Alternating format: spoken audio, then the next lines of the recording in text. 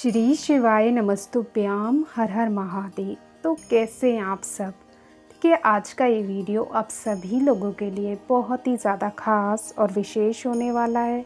जैसा कि हम सभी जानते हैं कि अभी श्रावण मास का बहुत ही पावन और पवित्र महीना चल रहा है और आज है सावन मास के पवित्र महीने का तीसरा सोमवार।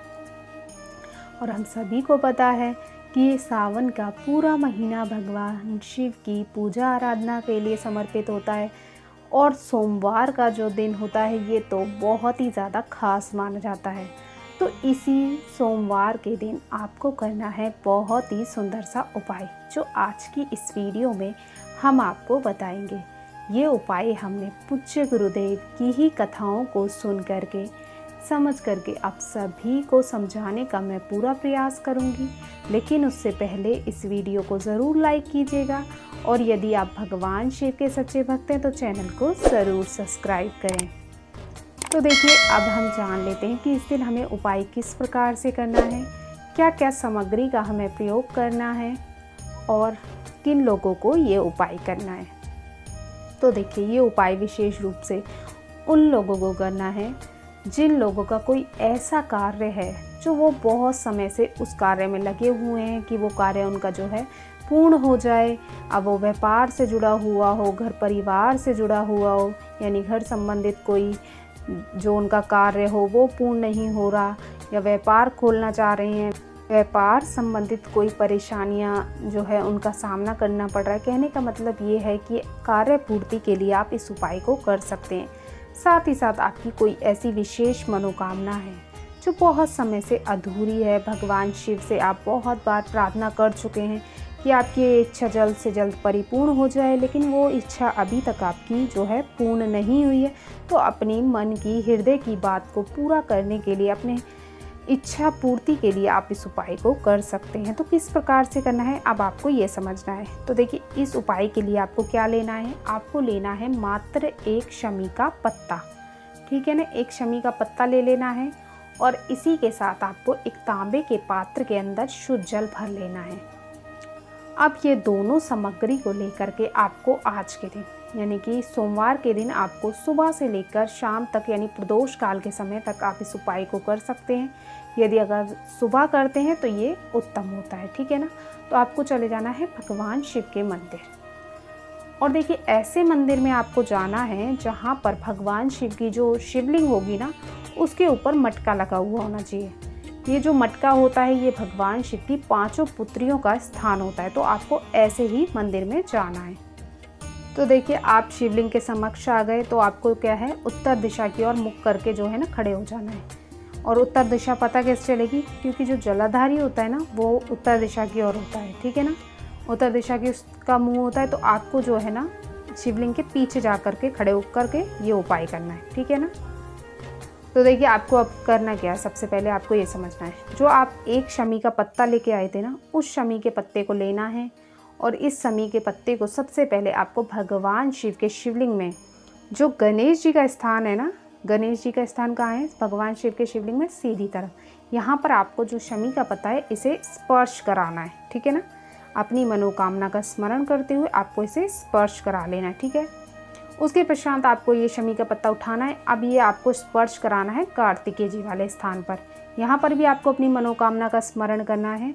उसके पश्चात आपको फिर से ये शमी का पत्ता उठाना है। अब आपको समर्पित करना है, ये स्पर्श कराना है माता अशोक सुंदरी वाले स्थान पर। ठीक है, तो आपने 3 जगह करा दिया। उसके पश्चात आपको फिर से ये जो है शमी का पत्ता उठाना है। अब आपको चौथी जगह नंदी बाबा के पास कराना है। जो नंदी जी विराजमान होते हैं ना, उनके जो पैर उठा है ना, उस पर आपको जो है ना ये शमी पत्र स्पर्श कराना है और आपको मनोकामना बोले। उसके पश्चात आपको जो है ना भगवान शिव की 5 पुत्रियां हैं, फिर आपको यहाँ पर स्पर्श कराना है, यानी मटके पे स्पर्श कराना है और अपनी मनोकामना का स्मरण करना है। उसके पश्चात आपको ये जो शमी पत्र लेना है। अब ये आपको माता पार्वती जी के हस्तकमल यानी कटी भाग पर आपको जो है शमी पत्र को स्पर्श कराना है और मनोकामना का स्मरण करना है। फिर उसके पश्चात लास्ट में यानी कि अंत में आपको जो है ये शमी पत्र लेना है और ये आपको फिर भगवान शिव के शिवलिंग पे समर्पित कर देना है। अपनी मनोकामना का स्मरण करते हुए। और करना किस प्रकार है, जो शमी के पत्ते का डंडी वाला भाग है वो जलाधारी की ओर होना चाहिए। इस प्रकार से आपको इसे जो है ना समर्पित कर देना है, ठीक है। उसके पश्चात जो आप 1 लोटा तांबे के पात्र में जल लेके आए ना, अब वो लेना है आपको। अब ये भी आपको इसी क्रम से जो है ना अर्पित करना है। सबसे पहले आपको गणेश जी वाले स्थान पर थोड़ा सा समर्पित कर देना है। उसके पश्चात थोड़ा सा जल आपको जो है कार्तिकेय जी वाले स्थान पर समर्पित करना है। उसके पश्चात आपको थोड़ा सा जो जल है ये आपको माता अशोक सुंदरी वाले स्थान पर समर्पित करना है।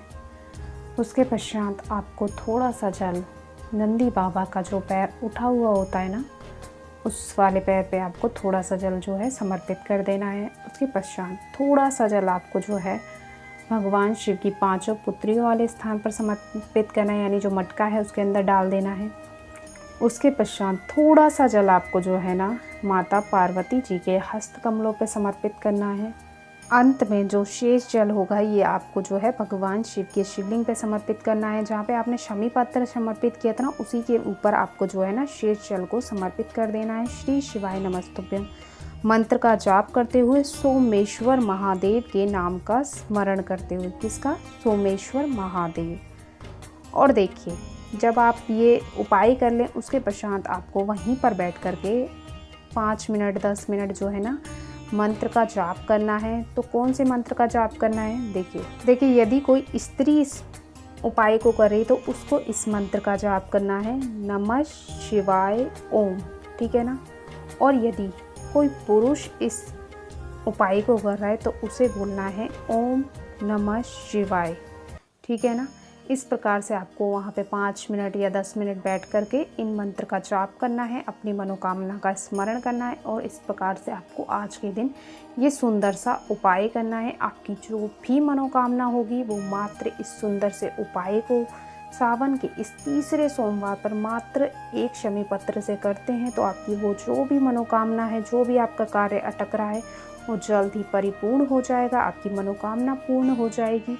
तो बहुत ही प्यारा उपाय है जो आपको आज के दिन ज़रूर करना चाहिए।